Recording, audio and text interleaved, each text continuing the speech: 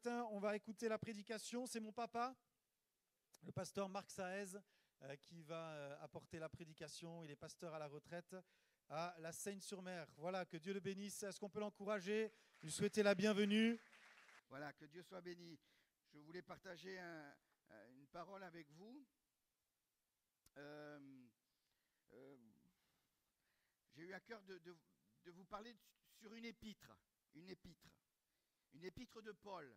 Vous savez que l'apôtre Paul a écrit quasiment la moitié du Nouveau Testament.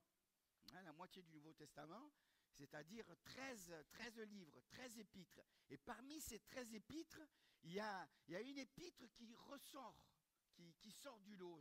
On pourrait l'appeler la perle des épîtres, un petit peu comme dans le livre des psaumes, la perle des psaumes. Vous la connaissez, la perle des psaumes? Eh oui, c'est le psaume 23. Et là, dans ces épîtres, dans ces 13 épîtres que Paul a écrit, il y a une épître qui ressort, et j'ai eu à cœur vraiment de partager, de tirer quelques enseignements de cette épître, voir aussi la naissance de cette église, qui ensuite l'apôtre Paul va écrire à cette église. Alors peut-être que vous connaissez cette épître qui... Non, c'est l'épître de l'amour, l'épître de l'affection et l'épître de la joie. Il n'y en a qu'une.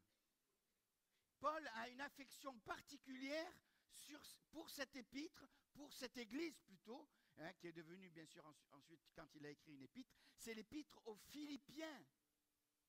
Eh oui, c'est l'épître aux Philippiens. L'épître aux Philippiens est appelée la lettre d'amour de l'apôtre Paul.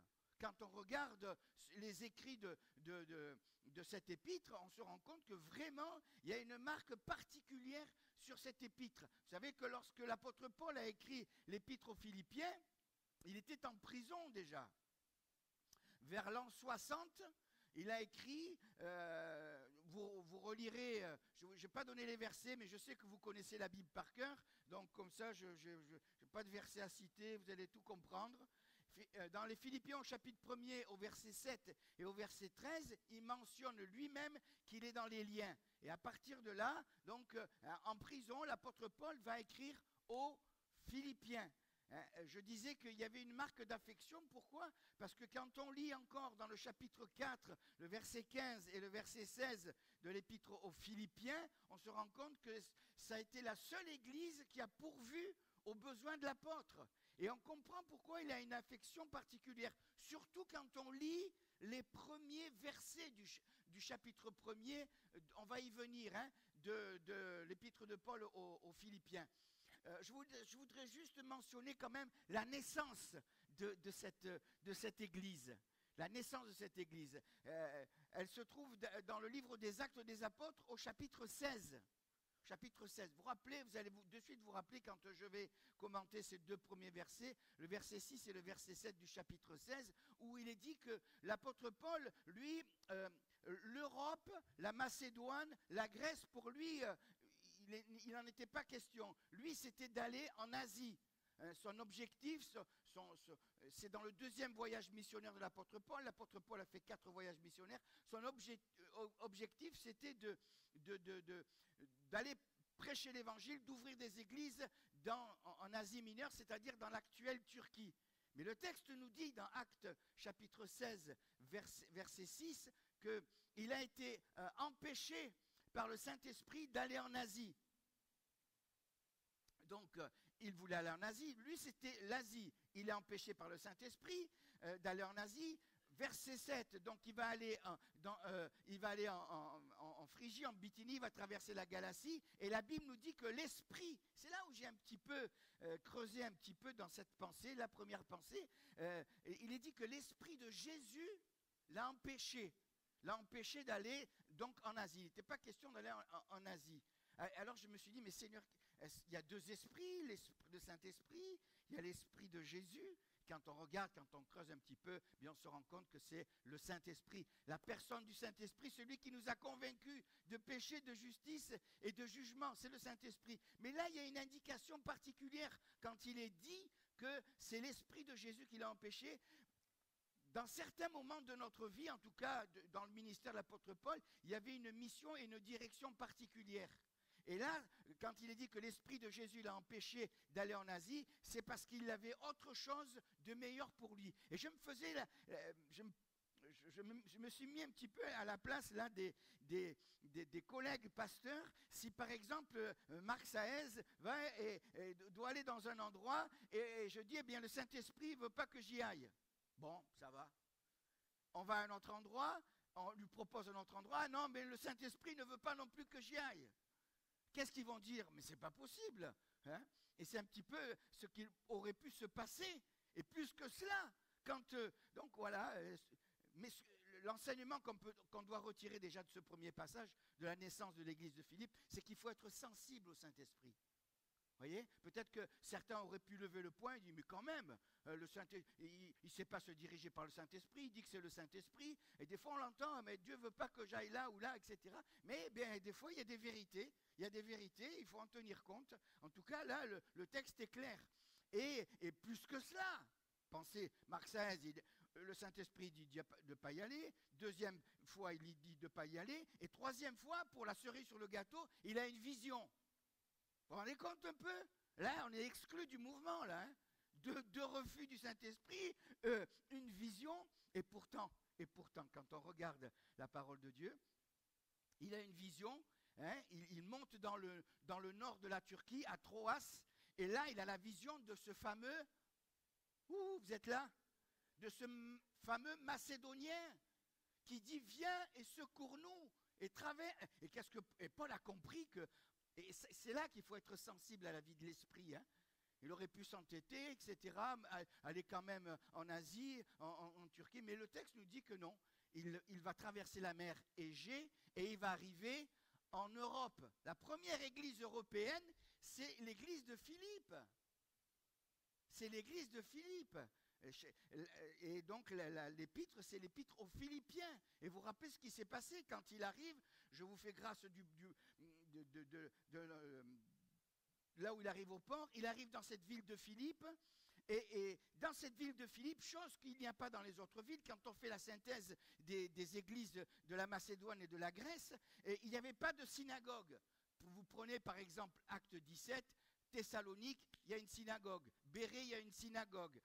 Athènes, même à Athènes, il y avait une synagogue. Corinthe, il y avait une synagogue. Mais à Philippe, dans ce village de Philippe, il n'y avait pas de synagogue. Parce que souvent, Paul se servait de la synagogue pour annoncer l'évangile et pour parler de Jésus. Ça va, vous êtes toujours là? C'est bon? Et donc, il arrive et il apprend qu'il y a une réunion de prière. Il y a quelques sœurs, quelques femmes qui prient, même pas des sœurs, puisqu'elle s'est convertie après la première conversion d'Europe. Et ils arrivent là, sur un lieu de prière, au bord d'une rivière, c'est pas mal. Je ne sais pas si vous avez des rivières ici. Oui, il y a la mer, ça c'est sûr. Hein,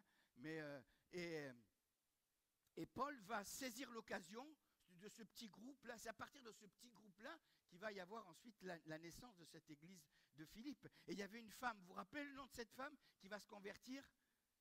Lydie, hein, qui était. Et là aussi, cette nuit, là, vous savez, on est comme ça, les pasteurs, le samedi, quand on doit prêcher, ben, on ne dort quasiment pas beaucoup, hein, parce qu'on se repasse, et après on part d'un mot à un autre. Il est dit que Lydie était marchande de pourpre, c'est-à-dire de tissu pourpre, de la ville d'où?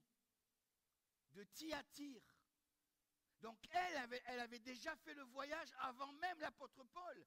Parce que Thyatire, vous vous rappelez qu'il y a un texte où il est question de Thyatire. Thyatire, c'est Jean dans le livre de l'Apocalypse, quand il parle des 7 églises, et la 4e église, elle correspond à l'église de Thyatire, l'église du Moyen Âge. Et cette femme, elle venait de cette ville-là. Je vous fais grâce de ce que dira Jean concernant la ville de Thyatire. C'était le Moyen Âge, c'était le mélange, la corruption, c'était la religion mélangée, etc. C'était terrible,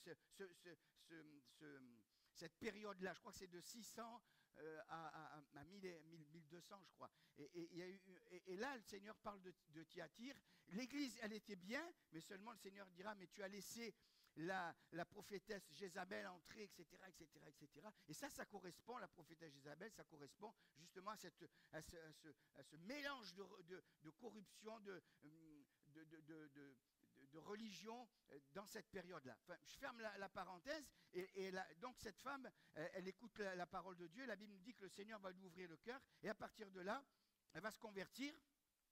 Je me disais, Seigneur, je le dis ce matin, elle va se convertir et elle va naître de nouveau. Et je crois qu'il y a une différence entre se convertir et naître de nouveau. Un homme de Dieu a dit que la conversion, c'est l'homme qui dit oui à Dieu, et la nouvelle naissance, c'est Dieu qui dit oui à l'homme.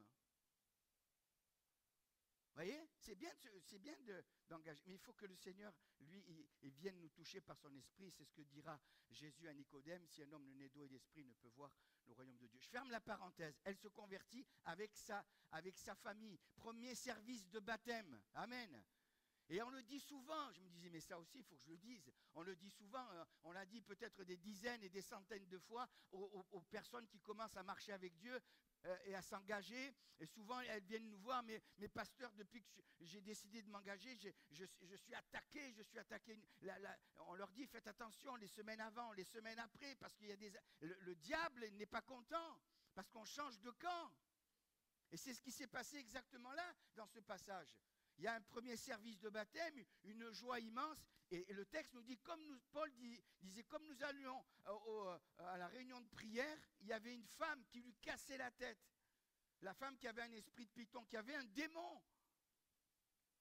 Et à un moment donné, le texte nous dit que l'apôtre Paul a été fatigué, il a chassé le démon de cette femme, et ça lui a coûté quoi? De se retrouver en prison. Voilà, il était en prison, il était incarcéré. Hein? Parce qu'il y a été question de business, j'ouvre une parenthèse, je tiens à le souligner, hein, derrière toutes ces sciences occultes, il y a que le business, il n'y a que l'argent, et ce sont des charlatans. Quoique elle disait des vérités, tiens, on pourrait le souligner, elle disait, ces hommes, ce sont les serviteurs du Dieu très haut, il faut les écouter. Mais je priais ce matin dans ce sens, mais il y a cette pensée qui m'est revenue, le diable, il se déguise en ange de lumière. Et dans les temps, dans la fin des temps, dans Matthieu chapitre 24, ils séduiront même s'il était possible les élus, nous dit la parole de Dieu. C'est clair. Et ce n'est pas parce qu'elle disait des vérités que pour autant elle les appliquait, pour autant elle les vivait, pour autant elle le croyait. Vous voyez, la Bible nous dit, c'est Jacques qui dit que les démons croient, mais ils tremblent. Vous voyez, et donc, il a été fatigué, et ça lui a coûté de se retrouver incarcéré. Et qu'est-ce qu'il fait? Je relisais ce passage. Qu'est-ce qu'il fait, Paul et Silas? Ils se lamentent, ils pleurent, ils prient et ils chantent les louanges du Seigneur. Et la Bible nous dit que les prisonniers l'entendaient. Et on comprend pourquoi il y a cette précision. Les prisonniers l'entendaient. Pourquoi ils l'entendaient? Parce que souvent on se sert de ce texte dans l'évangélisation. Hein, quand Dieu descend, les portes s'ouvrent et les liens tombent. Et je me disais ce matin en priant, le Seigneur a mis sur mon cœur cette pensée, peut-être que quelqu'un, il y a une différence entre être lié et être possédé. Hein. Les liens tombent, peut-être qu'il y a encore des liens là. Peut-être que tu as encore des liens avec le tabac, avec certaines émissions de sexe que tu regardes, ou autre chose, hein, ou l'alcool, etc., etc. Et Dieu délivre de ces... Quand Dieu descend, les portes s'ouvrent et les liens tombent. Amen. Et je suis pas trop comme ça, moi, mais peut-être que quelqu'un a besoin de l'entendre et peut-être que quelqu'un a besoin de confesser et d'être guéri et d'être délivré ce matin. Amen. Et donc, il se retrouve en prison. Et le geôlier, il a dit, c'est bon, moi je suis cuit là. Hein, il prend l'épée, il va se supprimer. Et Paul dit, mais on est tous là. Et ce matin, j'ai dit, mais pourquoi ils ne sont pas partis? Vous savez, un prisonnier, qu'est-ce qu'il fait quand il voit les portes ouvertes? Eh oui. Comme on dit chez nous, il s'escampe. Hein? Et là, pourquoi? Parce qu'il priait et il chantait les louanges du Seigneur. Et il est dit que les prisonniers les entendaient. Il y a eu une action de Dieu quand même. Il y a eu une action de Dieu pour que les portes s'ouvrent, que les liens tombent. Il y a eu une action de Dieu. Amen. Personne n'est parti. Et là, il y a eu encore un service de baptême nocturne. Si on regarde la parole, si on reste dans le texte primaire, nocturne. Le géolie dira, qu'est-ce qu'il faut que je fasse pour être sauvé? Peut-être qu'il y en a qui ne sont pas encore engagés par les eaux du baptême. Voyez votre bien-aimé pasteur. Hein? Et qu'est-ce qu'il faut que je fasse? Et Paul lui a dit, crois au Seigneur Jésus. Vous connaissez ce verset, ça aussi je vais le souligner. Crois au Seigneur Jésus, tu seras sauvé, toi et ta famille. Il ne faut pas en faire un texte clé. Oui, bien sûr que dans la pensée de Dieu, Dieu veut sauver toutes les familles de la terre. Il veut que tous les hommes soient sauvés, que tous les hommes parviennent à la repentance. Mais il y aura des moments où il y aura même au milieu des familles des hommes qui ne voudront pas du Seigneur. Jésus dira lui-même, je suis pas venu apporter la paix, mais je suis venu apporter l'épée. Hein? Le fils, le père se liguera contre le père, la belle-mère, bon encore la belle-mère, ça se comprend, ça pourrait se comprendre, hein? mais là non, hein? Il le mentionne, donc il y aura, bien sûr que le Seigneur veut sauver. C'est parce qu'il y en a qui sont têtus, hein? Ouais, le Seigneur a dit, toi et ta famille tu seras sauvé. Oui, bien sûr.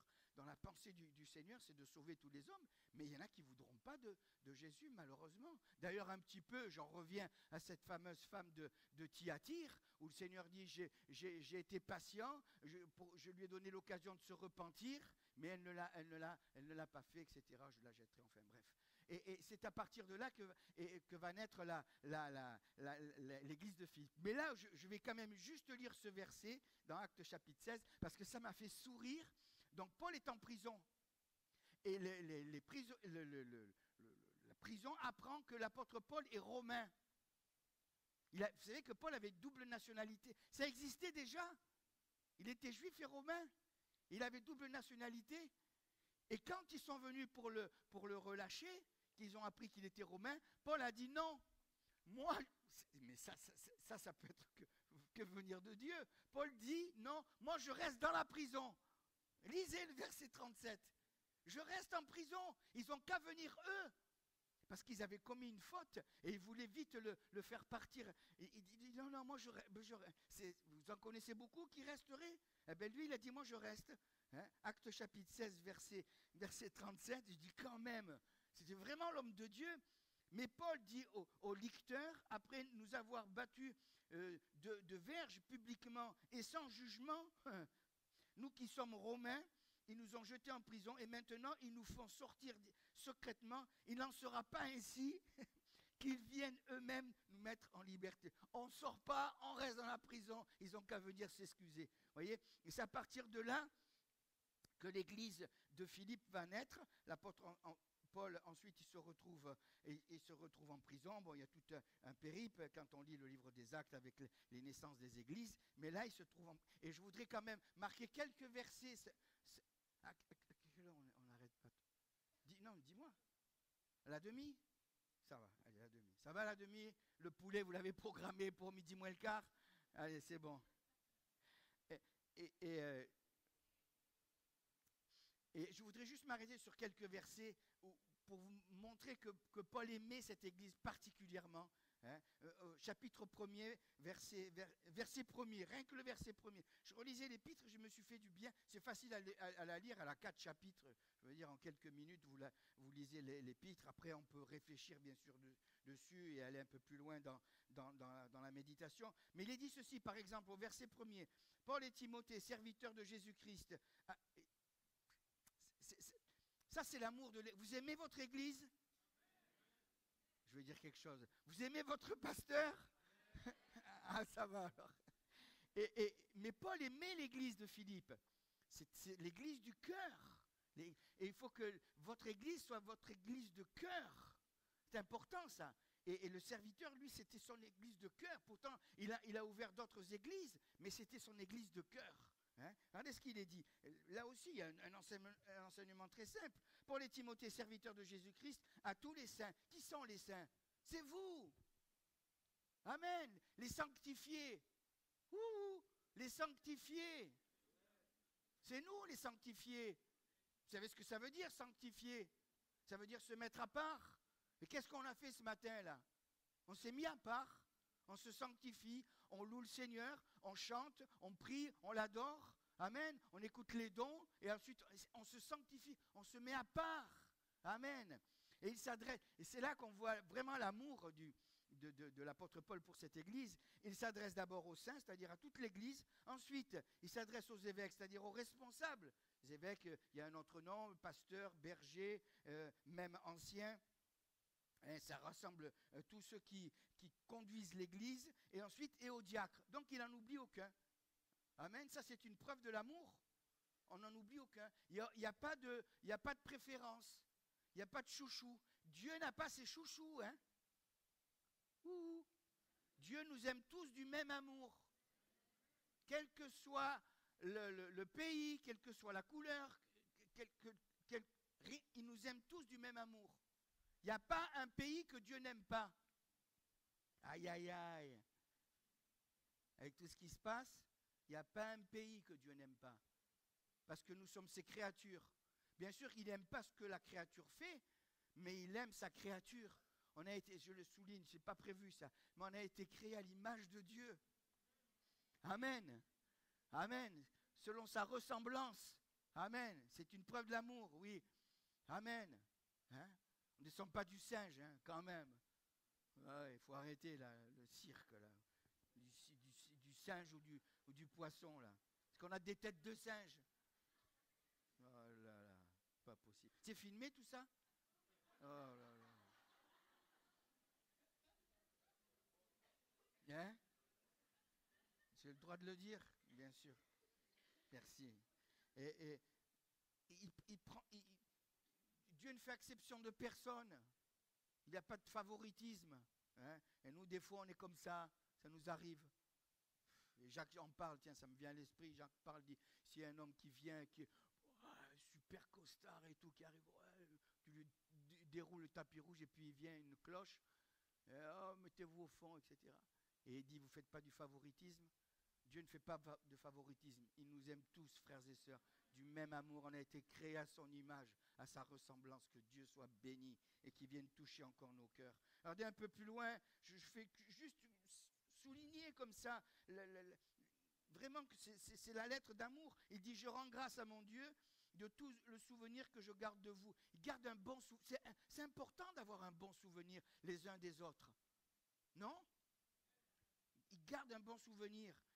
Ne cessant, regardez ce qu'il dit dans verset 4, ne cessant dans toutes mes prières pour vous tous. Et il est porte de manifester ma joie. Et ça, c'est ce que je vous souhaite. Ça fait partie de mon vœu là pour vous, Église de Narbonne. Et de manifester ma joie au sujet de la part que vous prenez à l'Évangile depuis le premier jour jusqu'à maintenant. Continuez depuis le premier jour. Vous rappelez votre premier jour? Quand vous avez dit oui au Seigneur, vous en souvenez? On ne peut pas l'oublier ça, hein? Le jour où on a dit oui, le jour où on s'est converti, on est né de nouveau et qu'on s'est engagé par les eaux du baptême, de ce premier jour, il leur dit, mais voilà, du premier jusqu'à maintenant, jusqu'à aujourd'hui, continuez, persévérez. Vous savez ce que dira Jésus dans Matthieu chapitre 24, je ne me rappelle plus le verset 12 ou 14, il dit, c'est celui qui persévérera jusqu'à la fin qui sera sauvé. Si ce n'est pas une preuve d'amour, ça. Verset 6, je suis persuadé que celui qui a commencé en vous une bonne œuvre la rendra parfaite pour le jour de Jésus-Christ. Amen. Le jour de Jésus-Christ arrive, hein? Que cette œuvre pour vous, Église de Narbonne, soit parfaite pour le jour de Jésus. Amen. Pour le jour de Jésus, où Jésus va venir nous chercher. Comme votre pasteur le disait dans sa louange, on n'a rien. Hein? On va partir, on est venu nu, on repart nu. Hein? Qu'est-ce que vous croyez qu'on va apporter quoi? Même pas des dents en or, hein? Rien, tout reste par terre, on s'en va. Amen. Que Dieu soit béni, hein? Et que le Seigneur continue son œuvre parfaite en vous. Ce que Dieu fait est parfait. Verset 7, il est juste que je pense ainsi de vous tous. Regardez ce qu'il dit quand même. Il ne le dit pas aux autres épîtres. Il est juste que je pense ainsi de vous tous parce que je vous porte dans mon cœur, soit dans mes liens, soit dans la défense et la confirmation de l'évangile, vous qui tous participez à la même grâce que moi, car Dieu m'est témoin que je vous chéris tous avec la tendresse de Jésus-Christ. Je vous porte sur mon cœur. Portez vos frères sur votre cœur et aimez-les de la tendresse de Jésus-Christ. Et on ne peut pas aller plus loin, mais quand même, aimez de la tendresse de Jésus-Christ. Et Paul leur dit, moi je vous aime de la tendresse de Jésus-Christ et je vous porte sur mon cœur. Amen. Si ce n'est pas une lettre d'amour, ça, une déclaration. On le dit des fois hein, à son épouse, hein, voilà, tu es sur mon cœur. Amen. C'est ce que vous dites les frères à votre épouse. Eh oui, c'est ce qu'il faut dire. De temps en temps, pas tout le temps, hein, de temps en temps. Et regardez ce qu'il dit. Et là, je vais m'arrêter quelques secondes. Oui, c'est bon. Quelques secondes. C'est le verset 9 et le verset 10. Si vous pouvez la mettre, Marie-Jo, chapitre 1, verset 9 et 10. J'ai relevé comme ça quatre aspects, là, très courts. Hein. Après avoir fait cette déclaration d'amour, il leur dit ceci, verset 9. Et ce que je demande dans mes prières, c'est que votre amour augmente de plus en plus. Alors, il est question d'amour qui augmente, il est question de plus en plus de connaissance, il est question d'intelligence, et verset 10, et il est question de discernement. Vous vous rendez compte ? Ce que produit la prière. La prière produit l'augmentation de l'amour. Amen. Quand je prie, mon amour augmente. Je l'ai mis sur mes notes quand j'étais encore soudeur à l'arc. À l'époque, on changeait de patron comme de chemise. Et à chaque fois, on se disait entre collègues soudeurs, mais moi, je lui demande l'augmentation. Au bout de 15 jours, s'il n'y a pas d'augmentation, je vais chez... À l'époque, on pouvait changer de patron facilement. Maintenant, c'est plus difficile. Mais notre amour augmente. L'augmentation. Vous voulez une augmentation ? Priez le Seigneur. Priez le Seigneur. Amen. Il dit, moi je prie pour que votre amour augmente. Amen. La prière nous amène dans cette augmentation de l'amour. Et il y a une répercussion sur la connaissance. Quand je prie, son amour augmente et Dieu me révèle sa connaissance. Je disais à mon fils, je suis en train d'étudier, de revoir les 9 dons spirituels. Et dans les 9 dons spirituels, il y a le don de la parole de connaissance. Il y a dans ce verset 10, il est question du discernement. Ce sont les mêmes les 3 dons. Il y a la parole de connaissance, la parole de sagesse et le discernement des esprits. Ces trois dons, on les appelle les dons de révélation. Mais Dieu nous montre la parole de connaissance, c'est-à-dire quoi ? Je ne vais pas vous prêcher sur la parole de connaissance, mais quand même, c'est que la personne ne connaît rien. Ce n'est pas la connaissance qu'on peut avoir. On a 3 sortes de connaissances. Hein. On a la connaissance intellectuelle, la connaissance spirituelle quand on lit la parole de Dieu, et cette parole de connaissance où personne ne connaît la situation et Dieu nous la révèle. Vous voyez ? Et ça se révèle quand on prie. Amen. La prière augmente l'amour et Dieu nous donne cette connaissance. Amen.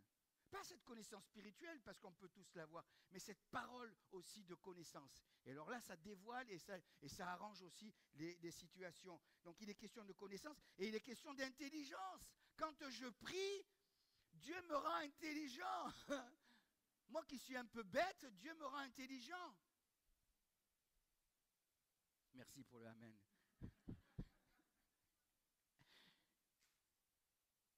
Vous savez qu'il y a une différence entre l'intelligence et l'instruction. Une grosse différence. Hein? L'instruction, c'est celui qui va apprendre. Et l'intelligence, c'est celui qui va savoir résoudre, savoir voir venir les choses, et savoir anticiper, savoir être dans le relationnel, etc., etc. On peut être très instruit sans intelligence. Vous voyez ? Il vaut mieux être peut-être un peu moins instruit et être un peu plus intelligent, c'est-à-dire voir les choses. Et là, il est question de l'intelligence. Et dans la prière, Dieu nous renforce dans son intelligence à lui, pas la nôtre, dans son intelligence. Amen. La Bible parle de l'intelligence. Hein? Et j'ai relevé comme ça 2 versets. Il est dit ceci. Je vous les lis. Hein? Romains chapitre 10, verset 2, il est dit qu'ils ont du zèle sans intelligence. Éphésiens chapitre 4, verset 18, il est dit ils ont du zèle, leur zèle est obscurci. Jésus dira, vous êtes sans intelligence?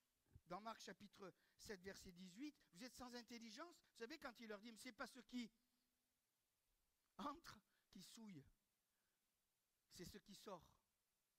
Hein? Vous pouvez manger la charcuterie, vous pouvez manger du boudin. C'est pas ce qui rentre qui sort, qui souille, c'est ce qui sort. Et il dit, mais c'est du cœur de l'homme que viennent les adultères, les mauvaises pensées, etc. etc. Et que Dieu nous renforce dans son intelligence. Et là, Paul le dit. Ce que je demande dans mes prières, c'est que votre amour augmente de plus en plus, en connaissance, en pleine intelligence, pour le discernement. Et le discernement, c'est pareil.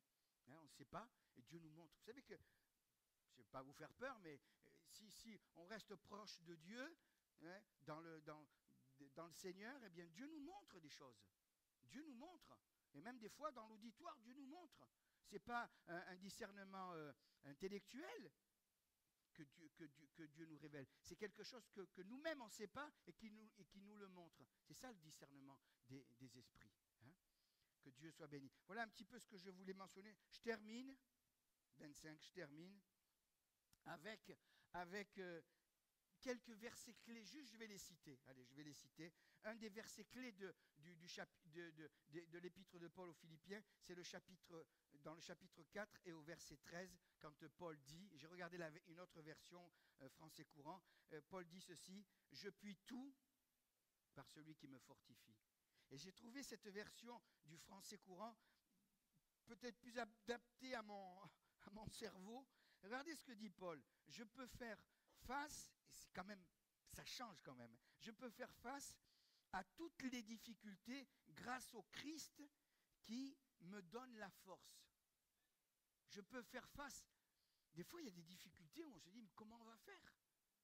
Mais Paul dit, je puis tout, je peux faire face à toutes les difficultés.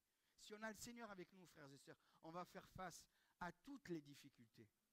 Amen, c'est sûr ça. Moi, je prophétise là-dessus. C'est sûr, on va faire face. Si le Seigneur est vraiment ancré dans notre cœur, il y a la bénédiction. Ensuite, il les avertit de tous ces charlots, là, de ces charlatans. Regardez, dans Philippiens, il leur dit ceci. Verset 15, quelques-uns, il est vrai, vous savez, prêchent Christ par envie, d'autres par esprit de dispute. Et j'aime la conclusion. C'est une preuve de l'amour de l'apôtre quand il dit ceci, tandis que ceux-là, animés d'un esprit de dispute, annoncent Christ dans des intentions qui ne sont pas pures. C'est le verset 16. Et avec la pensée de me susciter quelques afflictions dans mes liens, qu'importe. De toute manière, que ce soit pour l'apparence, vous vous rendez compte, il va loin là, dans la pensée, que ce soit pour l'apparence, ou que ce soit sincèrement, Christ n'est pas moins annoncé, je m'en réjouis et je m'en réjouirai encore. Vous voyez? Il y en a qui prêchent Christ par envie, mais il dit ça fait rien, laisse-les. Christ est annoncé quand même. Et lui, le Seigneur, lui, il sait toucher les cœurs, même dans ces moments-là, et il s'est interpellé, et il sait les amener à la connaissance de la vérité. Que Dieu soit béni. Et je disais tout à l'heure, j'avais d'autres versets, mais je passe, je disais tout à l'heure que c'était la lettre d'affection, la lettre d'amour et la lettre de joie. Et j'ai repéré que dans l'épître de Paul aux Philippiens, il est question 16 fois de la joie et de se réjouir. À 16 reprises, l'apôtre les a... Donc le thème, on va dire que le thème principal, pourtant, la conclusion c'est quoi? Pourtant, c'est que Paul est en prison. Ça veut dire quoi ça? Ça veut dire que quelles que soient les situations par lesquelles on peut passer, frères et sœurs, on peut toujours continuer à manifester l'amour, l'affection et la joie. Et Paul aurait pu dire, après tout, moi je suis en prison, mais non. Ça, c'est l'enseignement des Philippiens. Quelle que soit la situation par laquelle vous passez, vous pouvez toujours compter sur la grâce de Dieu, vous pouvez toujours vous manifester l'amour, vous réjouir et manifester la joie. À 16 reprises, il est question